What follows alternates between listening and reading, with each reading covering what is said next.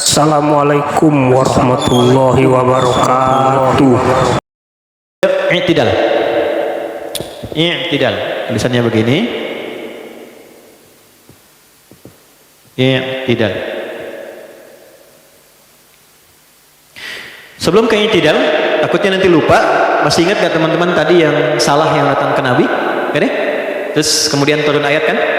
Yang Quran surah 11 ayat 114, masih ingat? Jaga salatmu dengan baik. Setelah itu apa yang terjadi? Ya, innal hasanati yudhibnas sayyiat. Kata Allah, nggak ada yang sempurna. Setiap orang pasti salah. Saya salah pasti. Jadi kalau Anda cari kesalahan saya, pasti akan ditemukan. Antar pasangan, orang tua dengan anak, dengan tetangga pasti ada salah. Tapi orang hebat itu adalah orang yang mampu membalik kesalahannya dengan kesolehan. Kalau pernah salah, segera tutup dengan yang baik. Nah, yang baiknya hasan namanya, sifatnya hasanah.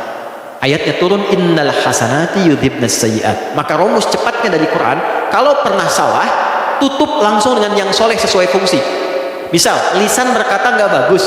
Kalau pengen ketidakbaikan ini tidak dikenang sampai ke depan, banyakin berkata yang baik. Nanti yang baik-baiknya muncul, yang kurang baiknya hilang. Pernah disebut misalnya, maaf, dia pernah disebut pemabuk. Tutup yang mabuknya dengan kisah baru yang lebih baik. Yang dermawannya, yang berbaginya, yang doain orangnya, sehingga orang lupa dengan sifat mabuknya, yang muncul sifat baiknya. Dan ketika yang baik muncul, yang salah itu ternyata menjadi hikmah, jadi cerita kebaikan. Kan ada orang kalau disebut salah jadi berita buruk kan, tapi ada orang yang ketika salahnya diceritakan jadi kisah inspirasi untuk orang lain. Umar itu sebelum masuk Islam salahnya banyak, tapi setelah masuk Islam, kesalahan yang dilakukan oleh Umar itu jadi inspirasi orang lain untuk berubah. Gak pernah orang dengar kisah Umar yang salahnya, kecuali kesalahan serupa yang dikerjakan oleh orang di masa depan bisa dirubah menjadi perbuatan yang lebih baik. Itu poinnya. Nah, i'tidal salah satunya. Apa itu i'tidal? Saya minta dengan cepat, tuan rumah aja ya, Mas ya. Jazakallahu khair, pahalanya banyak itu, insya Allah kalau ikhlas. Lihat sini baik-baik. I'tidal artinya berdiri tegak, sempurna. Gini, baik ya. Yang saya mau perhatikan dua bagian. Satu, bagian tubuh atas ini tegak, jadi nggak miring ke depan, nggak miring ke belakang, nggak condong kanan, condong kiri, tegak. Yang kedua, mohon fokus posisi kaki. Dia terbuka sejajar dengan bahu. Ini sudah bagus gini. Jadi nggak terlalu rapat begini sehingga goyah, nggak terlalu lebar, tapi sejajar dengan bahu. Dan ini dibawa dari sikap awal saat sholat. Jelas?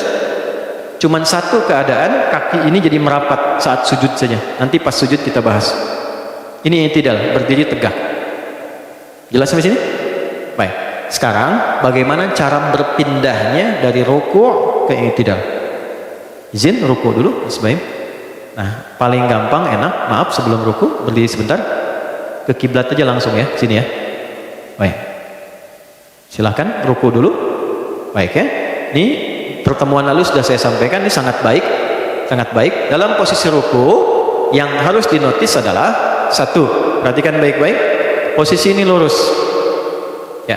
Kalau bisa, maafkan saya, angkat sedikit, nah ke bawah sedikit, nah segini, lurus. Dalam hadis itu sampai-sampai kalau ditaruh bejana di atasnya berisi air, itu tidak goyang. Nah, nggak goyang ya. Ini sampai akhir ya nanti begini. Ya, ini begini. Kemudian bagaimana meluruskan ini? Izin ya, maaf. Tangan ini yang telapak tempelkannya di lutut dan ditekan, tekan. Kalau tahu ini ditekan, ini bagian belakang akan tegang di sini. Ini otot-otot yang dipakai jalan, apa yang pegal hilang di sini. Ya, ini ditekan. Kalau ditekan pas di sini, ini pasti lurus. Tapi kalau turun sedikit, maaf mas, turun sedikit, bukan, tangannya turun sedikit. Terus, nah ini pasti corong. Naik di atas lutut, di paha misalnya, ke atas. Nah, ini pasti naik. Tapi kalau di lutut, bagaimanapun tingginya, pasti lurus. Jelas? Ini sudah saya terangkan cara bacaan dan yang lainnya. Sekarang berdiri ya. Begitu sudah ruku, perhatikan, jangan sampai berdiri, kata Nabi dalam hadisnya, jangan sampai berdiri kecuali engkau merasa tenang dulu. Tenang dalam ruku, hatta tatma'inna raki'ah, sampai engkau merasa tenang dalam ruku. Ya, bahkan Nabi pernah disebutkan dalam riwayat itu lama rukunya selama berdirinya. Kalau capek boleh berdiri dulu. Lama rukunya itu selama berdirinya. Dan ukuran berdiri Nabi itu yang standar 100 ayat Al-Baqarah. Yang paling sedikit. Ya. Yang di atas itu kurang lebih 5 juz 4 halaman sampai An-Nisa ayat 176. Artinya berdirinya. Maksud saya saking menikmatinya merasa sholat di hadapan Allah. Itu yang paling Nabi rindukan. Jadi yang paling dirindukan Nabi itu adalah saat-saat menghadap Allah. Maaf ya, teman-teman gak pernah ketemu anak misalnya atau teman udah lama gak ketemu, dia pergi keluar kota, keluar negeri, tiba-tiba kasih kabar, nanti aku pulang besok ya, mendarat di Suta jam 9. Kira-kira Anda datang ke bandara jam berapa? Jam 8. Mustahil. Ya, yang paling dikangenin, yang nggak pernah jumpa, kadang-kadang ada jam 7 udah di sana nunggu. Ya, kita nggak pernah lihat Allah, tapi selalu dikasih. Kita selalu menghitung yang belum dapat, nggak pernah menghitung yang sudah diberikan. Yang sudah ada nggak pernah dilihat, sehingga nggak merasakan berapa banyak yang dikasih. Sehat, usia, kenyamanan. Baru ada masalah sedikit kacau, padahal ribuan tahun sebelumnya, ribuan masalah sebelumnya sudah Allah selesaikan. Kan? Jadi ketika melihat dengan itu dan gak pernah melihat Allah, kenapa gak ada rasa kangen? Dan satu-satunya cara kita menghadap Allah dalam sholat. Makanya Nabi mencontohkan saking bahagianya, rukunya itu panjang. Tapi bukan dia ada-adakan mesti panjang, bukan. Ya, poinnya adalah sampai kamu tenang ruku. Ternyata di pertemuan lalu kita bicara, ruku itu tempat curhat kita, tempat kita menengadah ke Allah sebelum sujud. Nah, sampai kita curhatkan masalah kita, tenang kita, bacaan sudah keluar, darah mengalir dengan enak, baru naik. Rasakan sampai punya kepasrahan, baru naik. Kalau belum ada kepasrahan, jangan naik. Karena ada hikmah, ada rahasia dalam i'tidal itu. Apa rahasianya? Ketika Anda rukunya benar, ada bacaan yang dibimbing oleh Nabi untuk meminta apapun kepada Allah dalam berdirinya. Dan Allah langsung balas dengan bahasa, apa yang kau minta? Sepenuh langit, sepenuh bumi, atau sepenuh keduanya? Apapun yang kau minta aku kabulkan sekarang sepanjang itu kebutuhan dunia dan akhirat. Makanya rumusnya dalam sholat, sepanjang Anda tunduk, Allah pasti angkat. Tapi kalau Anda selalu mengangkat diri, Allah pasti rendahkan Anda. Ya, kalau kita merendah, Allah tinggikan. Kalau kita meninggi, Allah rendahkan. Anda punya kedudukan, sombong, meninggikan, Allah pasti rendahkan. Walaupun kuasanya tinggi, tapi orang lain pasti akan mencela. Sombong tuh, ya kan? Punya harta, arogan, pasti direndahkan. Tapi ketika Anda membawa sifat rendah, tawadhu, ya kan? Rendah hati, turun, itu Allah angkat. Viralnya yang baik-baik, yang bagus-bagus, yang mulia-mulia. Itulah spiritnya ruku. Begitu kita merendahkan diri, tenang diri kita, pasrah sama Allah, diangkat oleh Allah. Dan diangkatnya dalam keadaan seimbang. Seimbang itu yang tidak tegak, sempurna. Sempurna dirinya, sempurna jiwanya, sempurna ketenangannya, dan sempurna jawaban doa yang Allah berikan kepadanya. Makanya ketika kemudian kita bangun, kita katakan, dan kalimatnya tidak sama dengan semua gerakan perpindahan. Mas Baim dari berdiri mau ke ruku baca apa? Allahu Akbar. Dari i'tidal ke sujud baca apa? Allahu Akbar. I'tidal berdiri ke sujud, Allahu Akbar kan? Bangkit dari sujud apa? Allahu Akbar. Duduk di antara dua sujud ke sujud baca apa? Allahu Akbar. Cuman satu bacaan dari ruku ke i'tidal bacaannya beda. Sami'allahu liman Sami'allahu liman hamidah. Ya Allah, Engkau pasti dengar curhat aku tadi dalam rukuku. Ya Allah, Engkau dengar pasti pujianku yang aku berikan padamu dalam rukuku. Aku sudah merendah seperti apa yang Kau perintahkan. Aku memujimu seperti apa yang telah Engkau perintahkan. Aku curhatkan diriku, pasrahkan seperti apa yang Kau perintahkan. Dan pasti Engkau akan mendengar apa yang aku akan mohonkan. Kalau dengan aku sampai tegak berdiri seperti apa yang Kau mintakan belum Kau kabulkan, tunjukkan dengan cara apa lagi aku mesti memohon kepadamu. Maka ketika kita mengatakan Sami'allahu liman hamidah, Rabbana, kenapa pakai Rabb? Rabb itu adalah nama perjanjian dari Allah pada dirinya untuk mengabulkan apapun yang kita minta dalam kebutuhan hidup kita. Itu ada di Quran surah ke-7 ayat 172. Quran surah 7 ayat 172. Wa idh akhadha rabbuka, pakai Rabb, bukan Allah di situ. Kalau Allah nama Tuhan. Selain itu nama sifat bagi Tuhan. Wa idh akhadha rabbuka, dan ketika Rabbu mengambil perjanjian. denganmu sebelum dilahirkan, usia 4 bulan kandungan. Ya, ini kalau sudah 4 bulan, 5 bulan, 4 bulan ke atas itu sudah ada roh tertanam. Yang sedang mengandung, kalau kandungan di atas 4 bulan, 4 bulan ke atas sudah ada rohnya. Izin sebelum mungkin saya lupa, doanya nanti ada khusus ya. Saya ajarkan Quran surah 7 di ayat 189. Kalau ada istrinya sedang mengandung misalnya, dan kandungan di atas 4 bulan, misalnya 5 bulan atau seterusnya, banyak-banyak baca Quran surah 7 ayat 189. Ujungnya aja. Ujungnya cukup. Akhir ayatnya. Maaf ya, saya lompat sedikit dulu. Falamma taghasyaha hamalat hamdan khafifa famarrat bih. Falamma athqalat, langsung ke situ, da'awallaha rabbahuma la in ataitana salihah lanakunanna minasyakirin. Istri itu kalau mengandung dari kandungan lemah, ringan sampai yang berat, maka suami harus lebih banyak perhatian, kata Allah.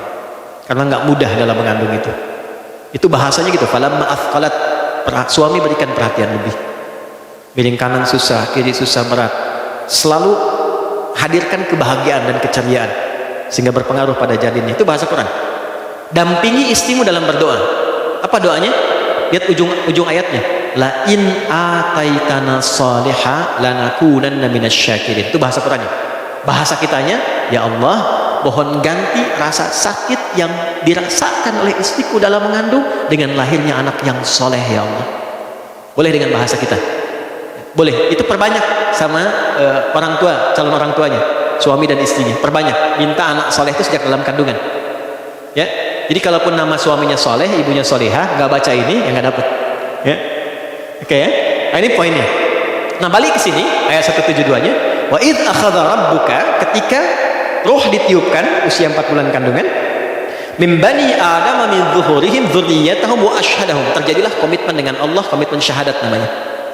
Perhatikan syahadatnya. Alastu bi rabbikum. Jawabnya qalu bala syahidna. Ini yang menjadikan semua yang terlahir dari rahim perempuan manapun dia suci dan bersih dengan fitrah karena bersyahadat.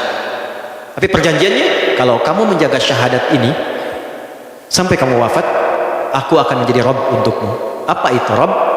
Rabb adalah pemilik sifat rububiyah yang sempurna, yang memperhatikan, memberikan kebutuhan. Kalau sakit dia yang menyembuhkan, kalau butuh apa-apa dia yang memberikan, kalau kemudian Anda salah dia maafkan, kalau dosa dia ampuni. Semua sifat kebaikan diberikan. Itulah sebabnya ketika kita terlahir, kemudian kita konsisten menjaga dan punya kebutuhan sesuatu, kita panggil nama Allah dengan nama Rabb sebagai komitmen perjanjiannya. Makanya kenapa doa banyaknya pakai Rabb. Rabbana zolamna anfusana, Rabbana atina fid dunya hasanah, Rabbana la tu'akhidna in nasina aw akhtana, Rabbighfirli wa liwalidayya. Kenapa pakai Rabb?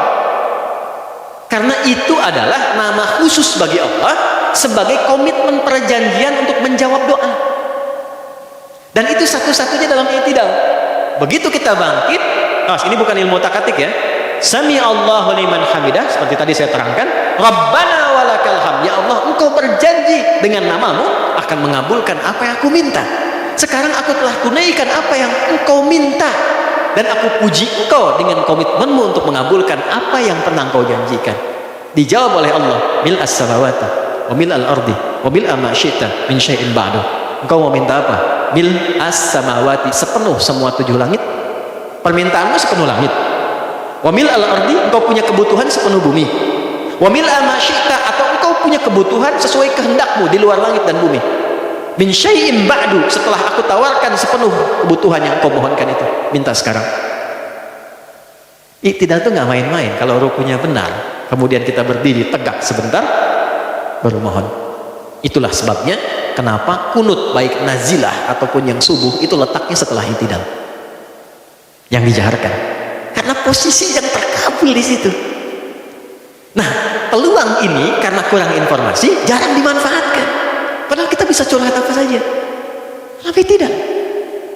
Masih dengan teman-teman pernah dengar kisah viral nggak? Ada orang langsung berkata begini, sahabat, karena tahu ilmu ini dia katakan begini, hamdan katsiran thayyiban mubarakan fih. Itu bukan dari Nabi, terdengar oleh Nabi. Begitu selesai sholat, Nabi komen. Ya, kalau Nabi sudah komen kan kita tinggal like and subscribe kan? Ya, nggak usah komen lagi kan? Ya, siapa tadi yang bicara katanya? Semua diam, takut salah. Begitu Nabi sampaikan, tadi waktu bacaan itu diutarakan, aku melihat banyak malaikat turun berebut untuk mencatat bacaan itu. Hamdan katsiran thayyiban mubarakan fih. Dia minta, ya Allah, aku memujimu, aku hanya minta yang terbaik menurut ridhamu, yang banyak kasih ya Allah, yang diberkahi dalam permintaan itu. Pinter doa orang itu. Hamdan katsiran thayyiban mubarakan fih. Allah, Engkau perintahkan aku muji dan minta, aku puji dan aku pinta. Aku muji kepadamu dengan banyak, mohon aku kasih yang banyak dan berkah. Kalau ilmu yang banyak dan berkah. Kalau harta yang banyak dan berkah, gitu kan? Kalau anak yang banyak dan berkah. Kalau istri cukup satu dan berkah. Oke, baik. Lihat sini baik-baik. Bisa dipahami kan? Tapi awalnya dari ruku. Pertanyaan saya, berapa banyak orang sholat yang memanfaatkan momentum ini untuk berdoa? Itulah sebabnya dalam doa kunut yang dijaharkan posisinya ba'da i'tidal. Setelah mengatakan itu baru disampaikan, Allahumma hadina fiman.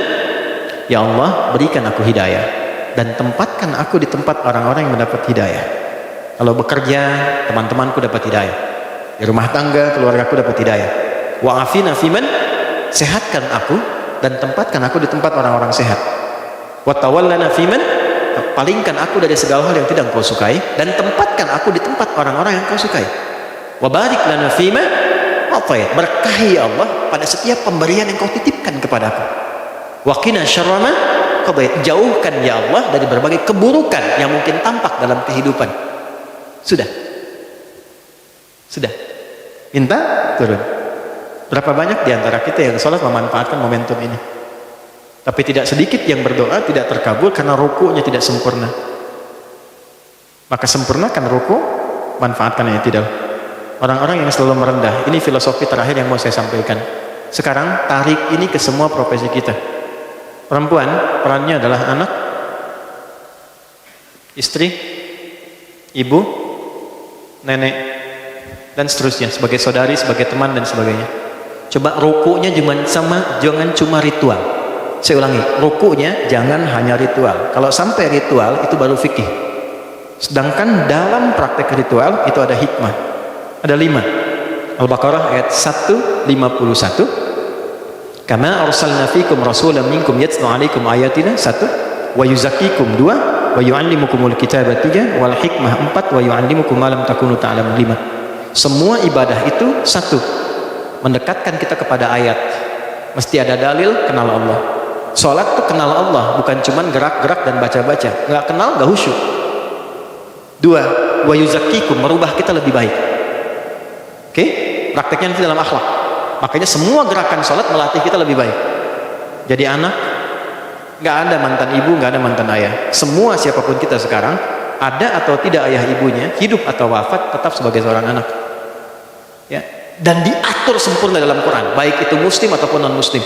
Tunduk, jadi anak turukuk, supaya Allah angkat kehidupan rumah tangganya menjadi baik. Ya, sepanjang orang tuanya masih ada, berikan bakti sempurna. Tunduk. Karena apa? Bukan karena orang tuanya, karena Allah perintahkan. Itulah ihsan. Karena Allah yang suruh.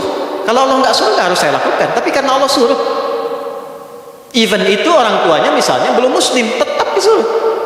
Turun surat kok, surah 31 ayat 14 sampai 15. Ayat 15 itu dalam sekali. Wa in jahadaka ala an tusyrika bima laysa laka bihi ilmun fala tuti'huma wa sahibhuma fid dunya ma'rufa. Kalau engkau beda keyakinan dengan orang tuamu, engkau muslim, dia belum. Lihat bahasanya, dia belum, karena ada harapan bagi kita untuk mereka supaya menjadi muslim. Yang paling hebat apa? Kalau dipaksa pindah keyakinan, silahkan tolak dengan cara yang halus tanpa menyakiti. Tapi jangan putus hubungan dalam urusan dunia untuk mendakwahinya. Apa urusan dunia itu? Kalau dapat penghasilan, bagi. Kalau sakit, tengok. Kalau pegal, pijitin. Itu nggak diputus. Nggak diputus. Di mana ada ajaran agama begitu? Dan itulah ruku.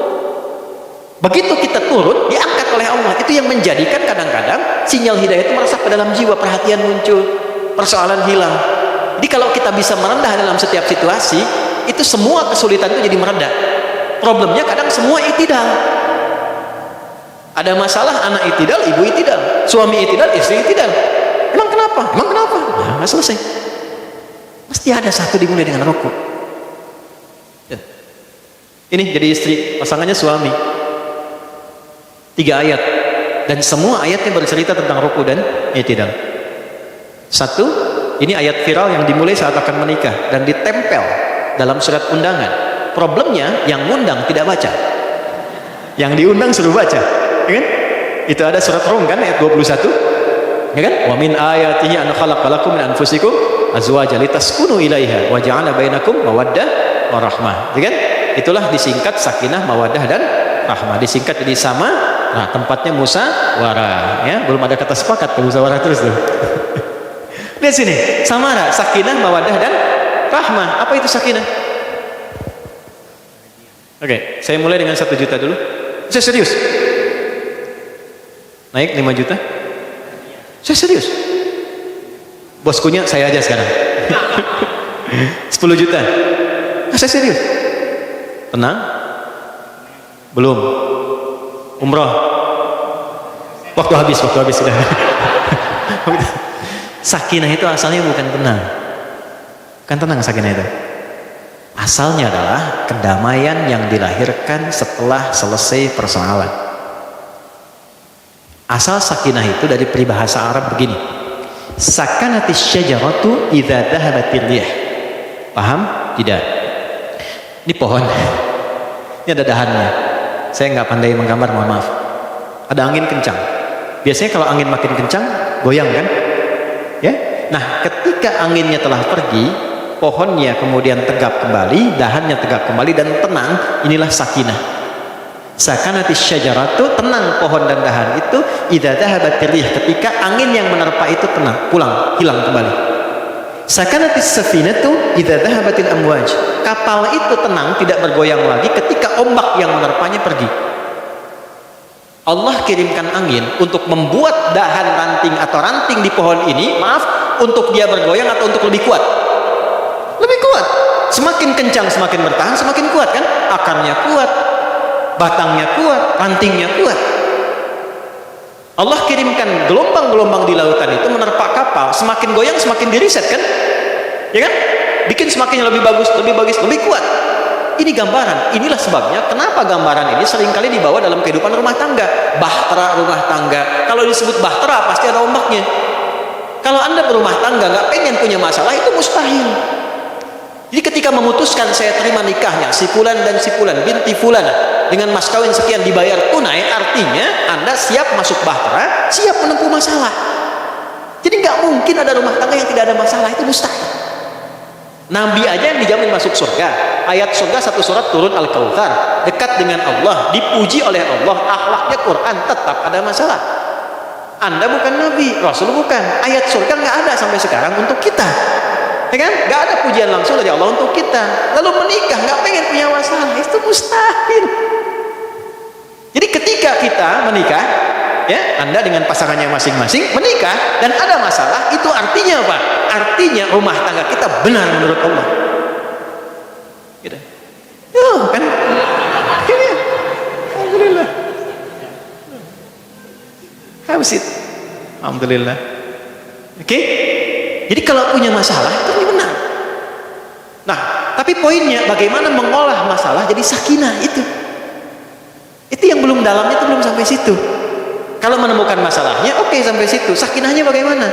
Karena kan prinsip dasarnya begini, ada masalah mesti berubah jadi sakinah. Itulah rumah tangga. Kalau cuma masalah nggak ada sakinahnya, itu pisah. Ini tangganya, ini rumahnya. Gitu. Itu terus keinjak. Tangga kan diinjak. Keinjak terus tapi nggak pernah mendapatkan kenyamanan berada di rumah. Ini disatukan, itu ada filosofinya. Kita keinjak tapi belajar dari injakan itu untuk menapak sesuatu yang lebih tinggi. Dan ke atas itu kan kepada Tuhan. Makanya ayat keduanya muncul. Apa ayat keduanya? Quran surah 4 An-Nisa ayat 19. Dan hebatnya kenapa adanya di An-Nisa, dan suratnya kenapa surat perempuan bukan laki-laki? Karena dalam kehidupan rumah tangga yang sering merasakan beban hidup dalam kehidupan rumah tangga itu lebih banyak terpendam pada perempuan dibandingkan laki-lakinya.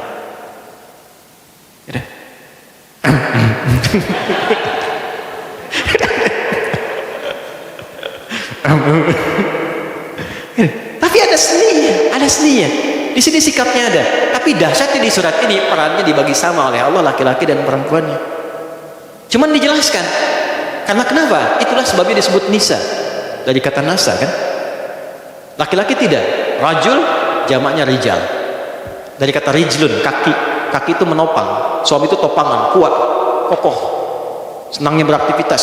Wajar. Jadi kalau menemukan suami giat, beraktivitas, senang, nah itu suami. Wajar. Ya, dan berwibawa. Ya, tidak gemulai. Makanya rajul, rijal. Ya, berwibawa, tegap. Ya, Anda bayang lah kalau saya buka dengan kalimat jemaah gitu kan. Itu semua ya beda rasanya. Ya. Jangan kebayang apa-apa ya, ini ke saya gitu kan. Lain kan rasanya tegap. Sempurna, baik. Ya, itu rajul, jamaknya rijal. Jadi kalaupun kumpulnya seputar itu aja. Ngobrolin bisnis, ngobrolin gimana lari, gimana basket, gimana ini, itu aja. Itu laki-laki. Perempuan tidak. Nama perempuan itu mar'ah kalau sendirian. Mar'atun gini. Sama kayak cermin, mir'ah. Cuman beda harokat. Ya. Mar'ah, mir'ah. Cuman beda harokat. Tapi kayak cermin. Makanya seringkali perempuan lekat dengan cermin kan? Ya kan? Mau sini ngaca, dandan kan? Turun lihat spion. Sini lagi lihat lagi kan? Biasa itu normal. Tapi mar'ah itu punya 3 makna. 1, yang senang tampil indah. Kayak lekat dengan cermin. Berangkat, dandan, kadang pakai seragam dan sebagainya, gitu kan? Biasa, normal. Pulang, saya mau berangkat, baju sedikit terlipat, diberhentikan, gitu kan? Antum boleh mayor, misalnya di TNI ataupun Polri, tapi tetap istri itu letkol tituler kan? Paling tinggi, berhenti, rapikan dulu, karena ingin keindahan, rapi. Makanya aneh kalau perempuan nggak senang tampil indah, itu aneh. Ya, 2, senang tampil terhormat. Yuk, kalau ngumpul cerita ibu-ibu nggak mau kalah kan, nah, harus naik terus kan, itu biasa itu, memang biasa. Anak saya ikut terus, anak saya juga, padahal belum kan. Ya. 3 mar'ah itu seperti mir'ah, punya nilai rasa yang tinggi. Jadi di perasaannya, bukan di pikirannya. Laki-laki keluar pikirin selesai hilang, perempuan nyampe ke sini. Makanya diibaratkan oleh dalam bahasa Arab, al-mar'atu kal mir'ah, perempuan seperti cermin. Cermin dipakai bercermin. Kalau saya lempar dengan batu pecah kan? Bisa nggak disusun kembali? Jangan salah, bisa. Dia bisa disusun kembali, tapi sulit memantulkan bayangan yang sempurna. Nah, sifat perempuan sama seperti cermin. Kalau dia terlukai, cepat memaafkan, tapi sulit melupakan apa yang telah dilakukan. Asik, wah begini saja. Itu betul. Ada asiknya, asik. Ya, dia bisa memaafkan, tapi sulit melupakan apa yang dialami. Makanya ketika disusun itu yang lain muncul lagi. Yang kejadian sekarang, tapi masalah listrik yang 17 tahun yang lalu muncul lagi. Kamu dulu juga kan begitu, kan padahal masalahnya yang sekarang. Karena yang dipendam. Tapi yang saya bahas bukan itu, yang saya bahas itu kalau sendirian, dia kalau banyakan menjadi nisa. Makanya nisa itu bukan surat perempuan. Bukan surat wanita. An-nisa itu perempuan-perempuan. Dari kata nasa. Nasa itu yang gemar mencurahkan apa yang dirasakan. Maksudnya perempuan sependiam apapun itu kalau kumpul ketemu temannya suka cerita.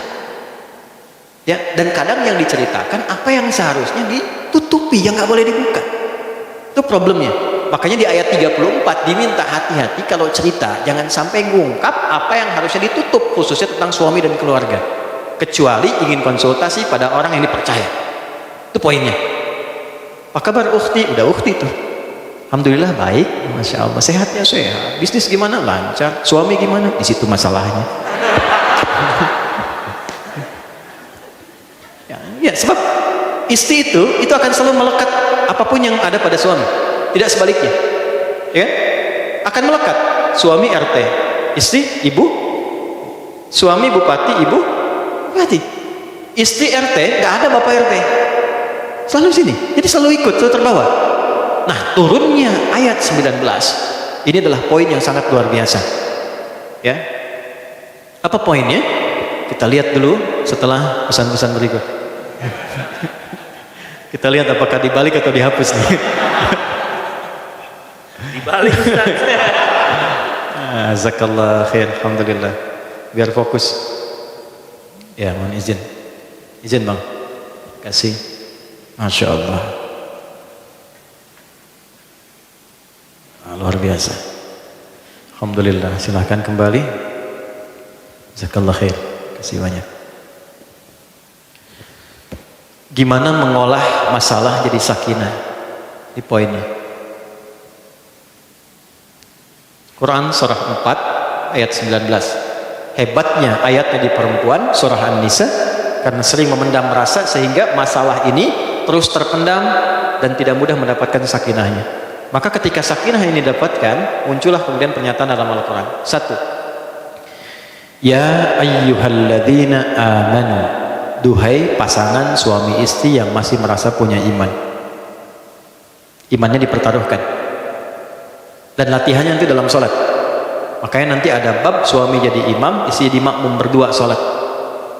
Nanti di akhir saya tutup dengan itu. Ya. Hei suami dan istri yang masih merasa punya iman. Mohon maaf di terjemahan itu dibatasi laki-laki, itu kurang tepat. Karena ayat ini untuk keduanya. Kalau ada ayat Quran dibuka dengan iman, artinya perintah yang ada di ayat itu mempertaruhkan keimanan kita. Kalau bertindak benar imannya kuat, kalau menyalahi imannya bermasalah. Perhatikan. La yahillu lakum an tarithun nisaa karha. Jangan wariskan sikap kurang baikmu pada pasanganmu. Allah sudah kasih bocoran sebelum menikah bahwa setelah menikah itu, maaf dengan kalimat ini, tidak seindah dan sesempurna seperti yang tergambar sebelum menikah. Kita sudah paham semua lah. Kalau sebelum menikah yang paling sempurna kan pasangan. Yang paling ganteng dia, yang paling cantik dia, yang paling sempurna dia, segalanya. Tapi Allah kasih bocoran sebelumnya. Nanti sebelum menikah seperti itu, setelah menikah akan tampak karakter-karakter dan perilaku yang tidak terbayang sebelumnya. Maka rem pertama yang Allah sampaikan, hei suami, hei istri, aku tahu tidak ada yang sempurna di antara kalian berdua, tapi jangan wariskan karakter kurang baikmu pada pasanganmu. Kalau istri terlampau cerewet, tahan cerewetnya, terutama pada pasangannya. Kalau suami terlampau keras, tahan kerasnya, hadirkan yang lembutnya pada pasangannya. Karena aku tahu kata Allah tidak ada yang sempurna, tapi ini yang paling indah di keluarga. Ini yang paling indah. Ya, lihat ujung ayatnya. Fa in karihtumuhunna fa asa an takrahu syai'a wa yaj'alallahu fihi khairan katsira. Tapi kalau ternyata tampak itu dalam pasanganmu, lihat, jangan marah. Itu dulu. Kalau pengen sakinah itu dulu satu, jangan marah. Misal, ini suami, ini istri. Tiba-tiba pada diri suami tampak satu sikap yang nggak disukai istri, yang nggak nampak sebelum menikah. Atau di awal-awal saat awal nikah nggak kelihatan. Tiba-tiba nampak. Kata Quran apa? Kata Allah, jangan marah dulu ya. Jangan buka celah untuk setan datang. Ada setan khusus yang memang menggoda kehidupan rumah tangga aja. Misinya cuma satu, memecah belah hubungan rumah tangga. Namanya Dasim. Perempuannya Dasim. Oke, muslim, muslimah, mukmin, mukminah. Dasim. Dasim itu tugasnya gimana caranya ribut terus suami istri. Padahal yang nggak wajar. Ada yang wajar yang mesti dipertentangkan. Yang maksiat, yang ngajak keburukan, boleh didebat. Dengan cara yang elok, boleh keras dengan cara yang benar. Tapi pada yang nggak wajar, kok bisa bertengkar? Gitu. Persoalan sepele jadi besar, terus jadi kencang, kuat. Itu ada satu khusus yang provokasi. Itu ada di Quran surah 2 ayat 102. Dan itu dia bertugas sejak era Nabi Sulaiman alaihissalam. Janjinya. Quran surah 2 ayat 102. Diungkap di era Nabi Sulaiman, dimulai sejak zaman Nabi Adam. Jelas? Baik. Perhatikan, yufarniquna bihi bainal mar'i wa zawji wattaba'u ma tatlu syayatinu ala mulki Sulaiman di atas sampai ke kalimat yufarniquna bihi bainal mar'i wa zawji. Di rumah tangga gimana caranya pecah terus tuh, rame terus, ribut terus sampai nggak enak apapun. Maka Allah turunkan jalannya sebelum itu terjadi. Kalau engkau dapatkan pasanganmu dia berperilaku hal yang kurang wajar bagimu dari karakternya, satu, jangan marah dulu kata Allah. Yang paling indah apa? Yang paling indah, sabar dulu. Ini bahasa tafsirnya ya. Karena aku pasangkan dia denganmu, karena kelebihanmu itulah yang menyempurnakan kekurangannya. Gitu.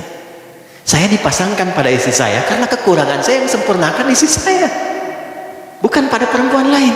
Begitu sebaliknya, kekurangan di istri saya yang disempurnakan.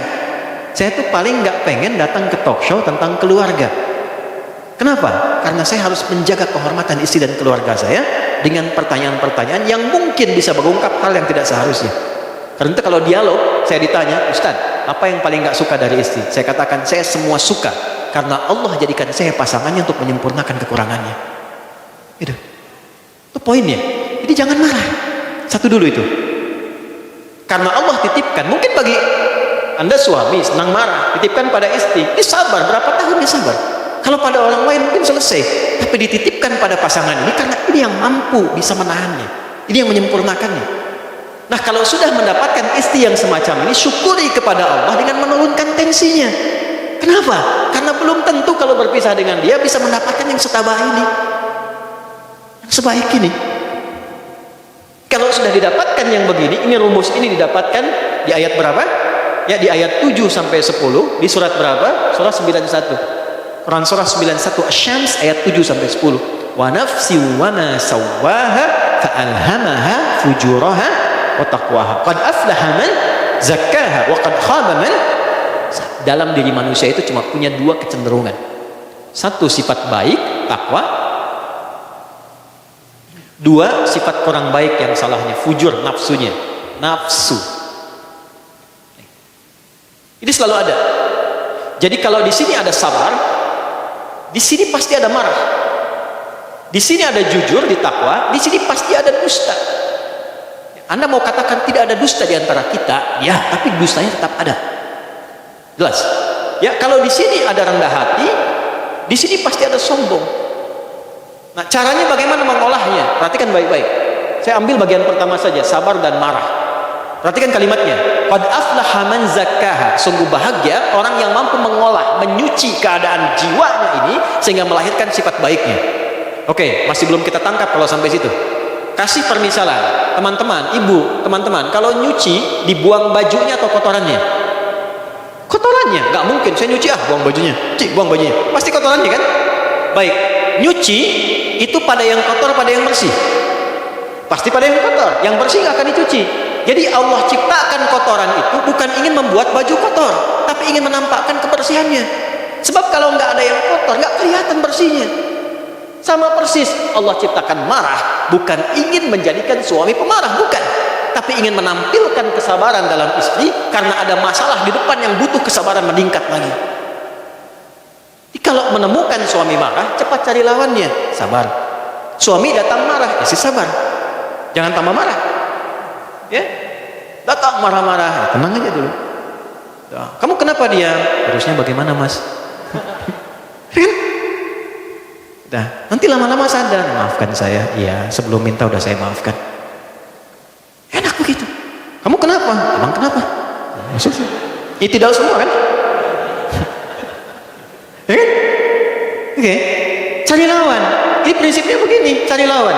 Di sini ada cemberut, lawannya apa?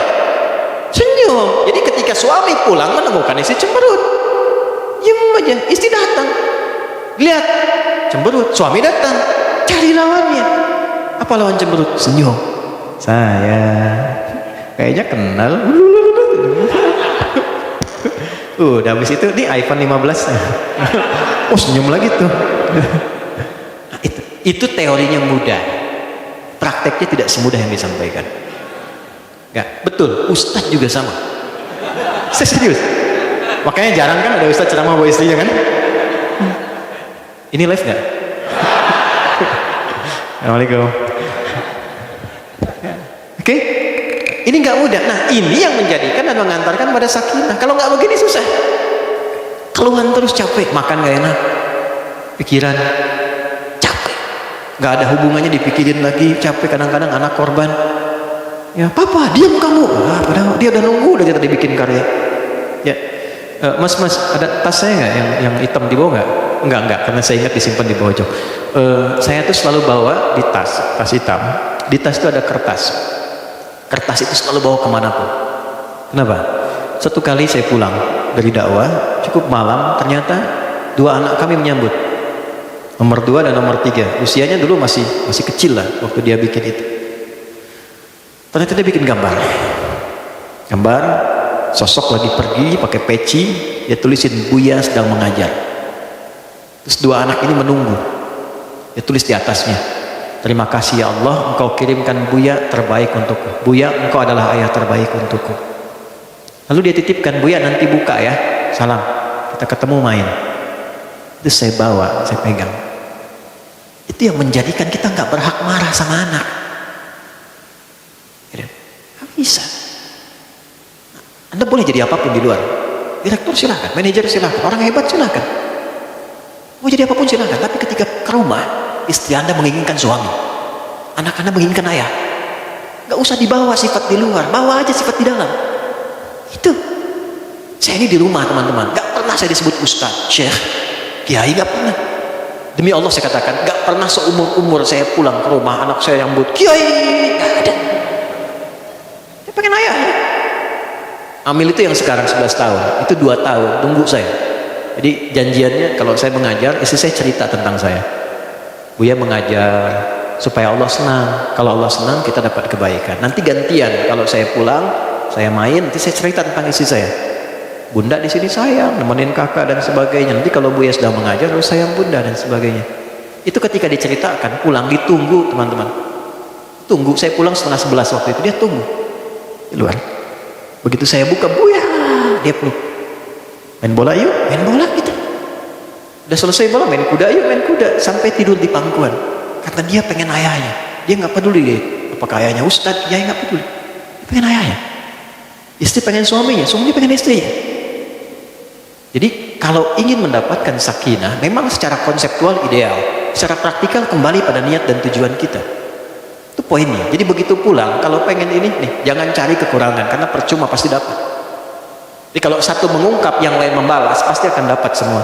Tapi kalau satu i'tidal, yang satu ruku, Allah turunkan tensinya. Yang terjadi apa? Semua sama-sama sujud. Itulah sebabnya ketika i'tidal selesai, semua sujud. Dan tidak ada masalah rumah tangga selesai dengan indah kecuali ketika suami dan istri sujud bersamaan. Yang satu jadi imam, satu jadi makmum. Itulah yang dijadikan di ayat ke-18 di surah 51. Kalau Anda ingin mendapatkan sakinah tiap hari, coba bangun malam, suami istri, walaupun gak terlampau malam. Setelah selesai, wabil asharihum yastaghfirun.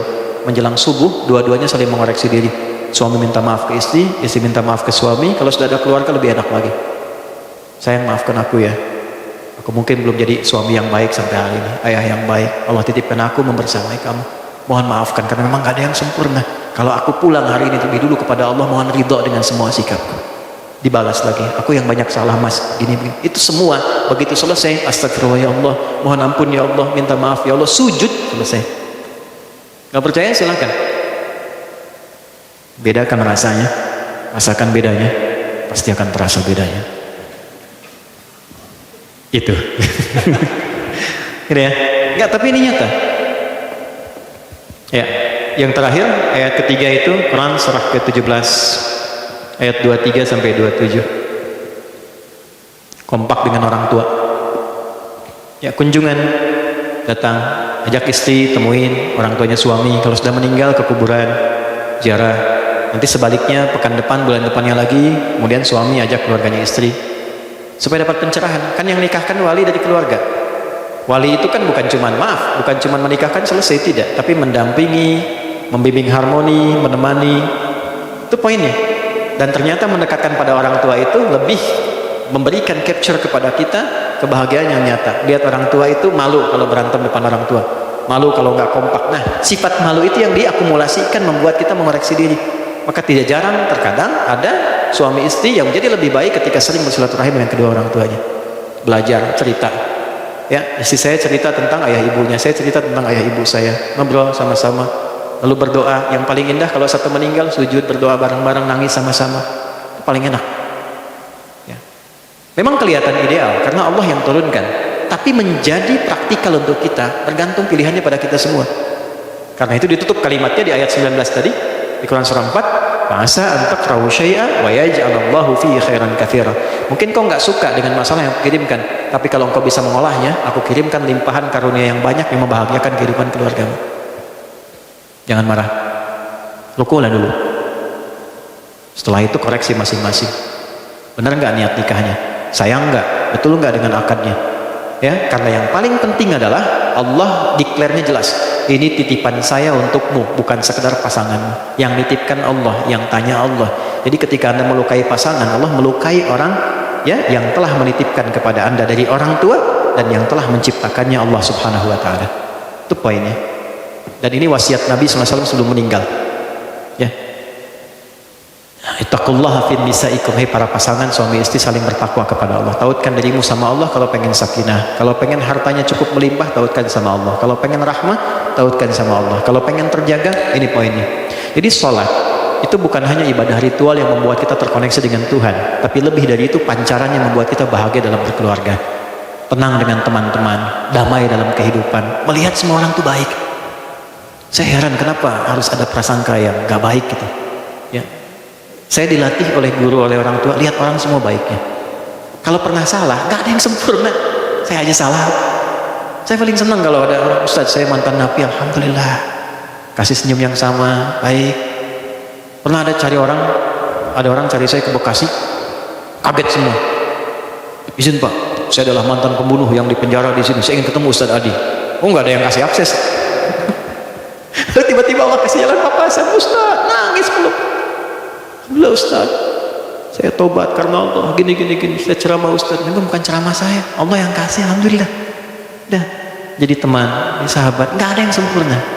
Jadi kalau kita ngelihat semua teman kita baik, insya Allah Allah kasih jalan. Tapi ada ruang, di rumah tangga pun nanti nggak sama keadaannya. Ada yang mendekatkan kepada kebaikan, ada yang terus ngajak maksiat, ada babnya masing-masing, sampai bab puncaknya.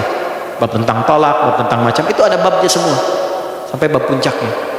Kalau kita ikutin semuanya, nah poinnya satu, keduanya itu punya niat yang baik untuk berubah.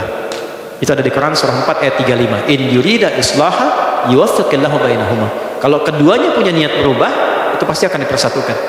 Tapi kalau niat itu nggak ada, tetap mempertahankan egonya, maka nanti pelan-pelan tuh diarahkan sampai ke puncaknya, sampai ke akhirnya. Nah ini ruku dan i'tidal. Halo? Kenapa dia begini? Ya, baik-baik ya semuanya ya, baik-baik, sehat-sehat. Ya, kita diciptakan baik, diciptakan juga damai, diciptakan tenang, maka tugas kita membentuk ketenangan dan kebaikan itu. Setelah itu kemudian apa? Sujud. Dan tidak ada posisi paling indah kecuali saat sujud. Sujud itu banyak bentuknya. Sujud ibadah, sujud syukur, sujud tilawah. Kalau baca Quran ketemu ayat sajadah kan? Sujudnya apa? Oke, kalau kita punya harta, kemudian dapat tambahan promosi jabatan, ada sunnah sujud kan? Ya, i'malu ala Dawuda syukra. Ya, hei keluarga Daud syukur, sujud mereka karena diangkat jadi raja, dapat jabatan dan sebagainya. Ada sunnahnya. Ya, begitu dapat sesuatu, sujud itu ada sunnahnya. Jadi begitu merendah Allah angkat lagi.